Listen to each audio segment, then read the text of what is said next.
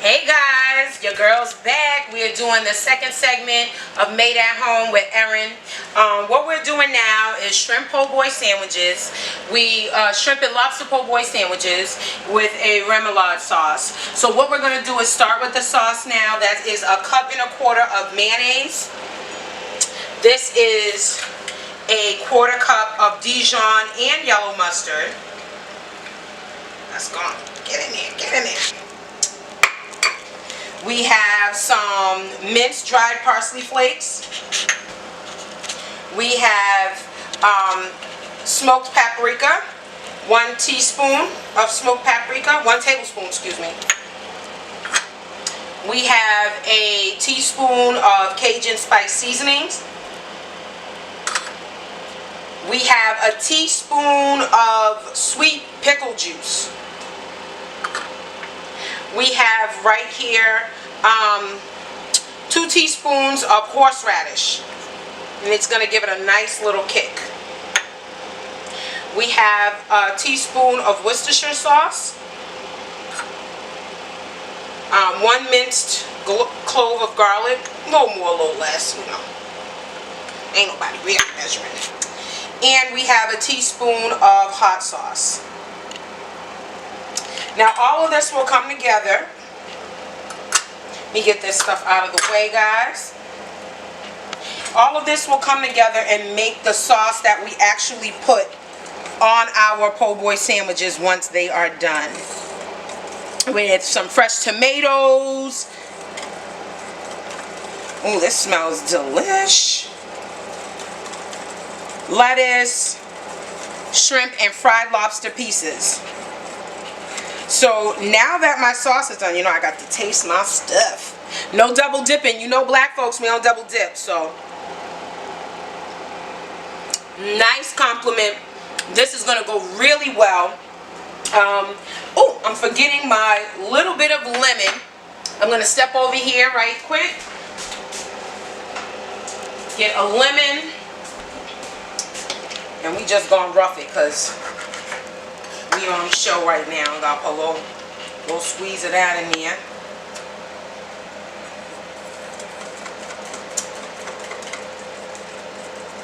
And this is, I mean, they call it a remoulade sauce, but you know, y'all, this ain't nothing but Louisiana version of tartar sauce. Come on now, let's be real. Minus the, yes, that lemon juice gives it that extra kick. I almost forgot. So I'm gonna actually, now that this is all mixed up, take these things out of the camera frame, and we're going to get jumping on these sandwiches. Y'all ain't ready. Alright, we're going to go ahead and put this over to the side.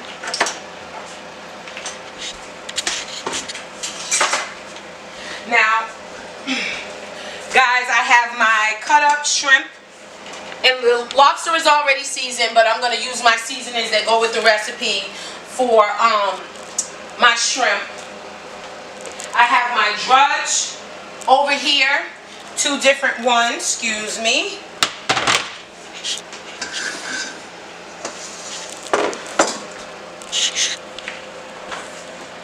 Get my egg wash mixture and my seasonings.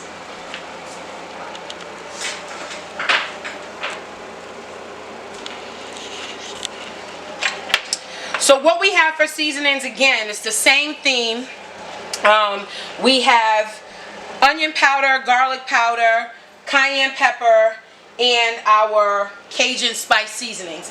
This is actually a mixture of Creole seasoning and Cajun seasoning. So what we're doing today is the po' boy. What a lot of people don't really understand is that people think cookbooks are just recipe guides and just different just something to take a recipe out of, but they're actually historical books. And I just came across a cookbook that I had that's from Louisiana, and it's called The Taste of New Orleans, and it really kind of broke down some of the history of New Orleans. You know, New Orleans, or the Louisiana has pretty much only been since, what, 17, let me get it right, let me make sure I get it, 1718. That's when the French acquired Louisiana.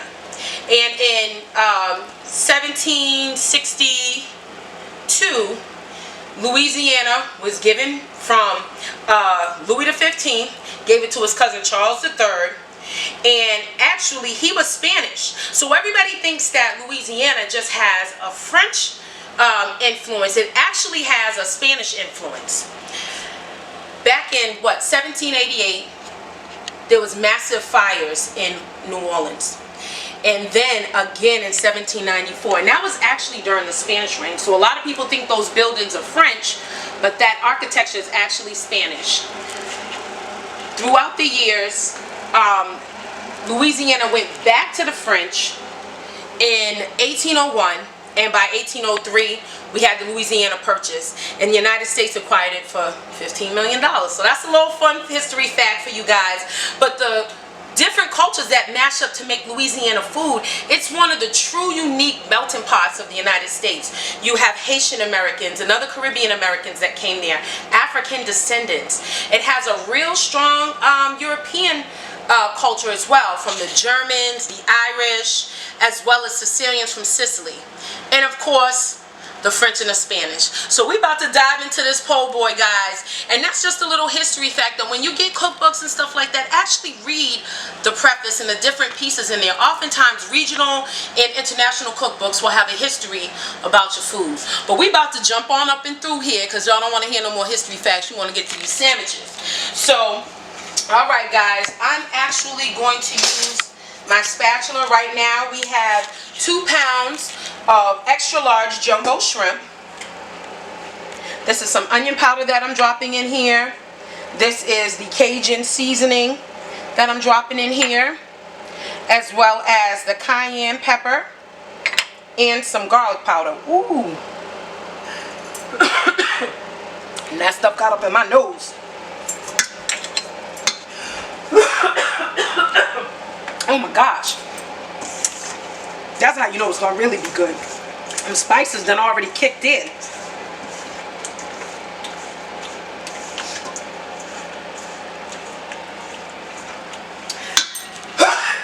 Excuse me guys, had to get off camera. You know I ain't trying to contaminate no food. We can't have no COVID on this shrimps right about now. Alright guys, so what we're actually gonna do, I'm gonna turn up the heat on the oil. Get this nice and jumping. And we are going to start dredging this this shrimp and getting it fried up. And this is a 2-step process. So we're going to go into our flour and cornstarch mixture. Then we're going to actually drop it in the egg mixture, and then we're going to put it in the cornmeal / fish batter mixture, and then those items will go right inside the oil. And then when they're done, we'll repeat the process for cooking the shrimp and the lobster. Alright, let me just make sure.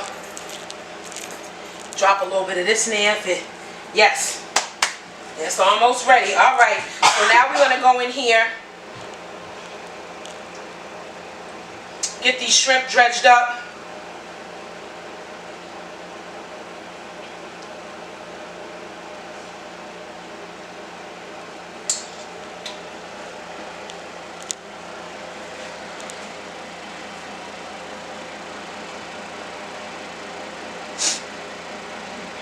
Yeah, it took my breath away, y'all.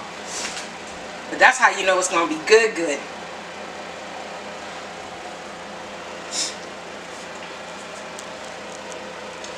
And you just want to go ahead and flip these. Make sure that these get coated really nicely.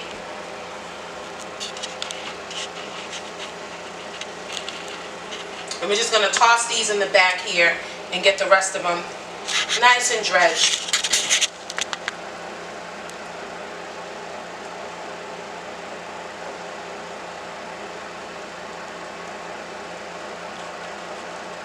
And this actually, putting the double coat on, it will give it a nice crunchy exterior.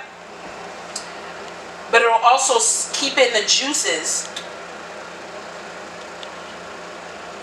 as it's frying.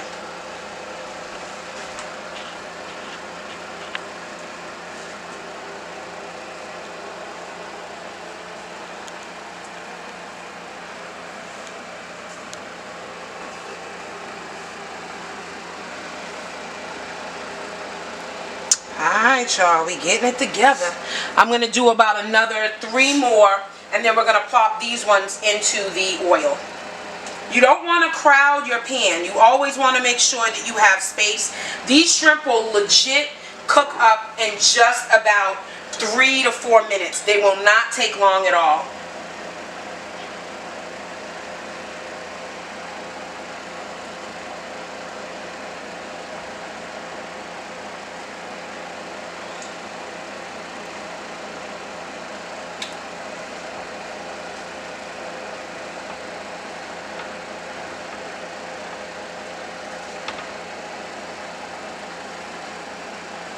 Alright, I'm just going to wash this off my hands right quick.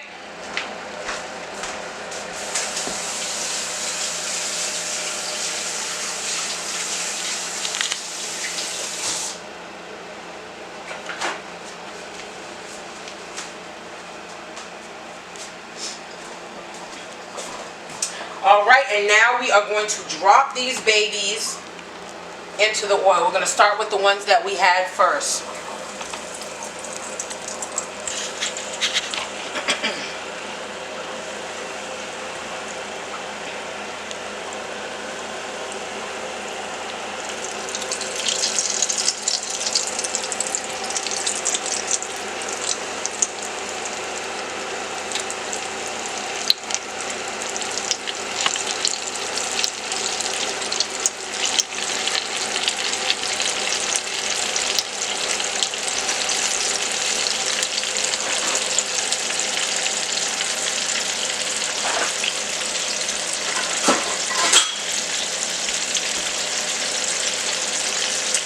Excuse me. Just gonna move these rolls out the way.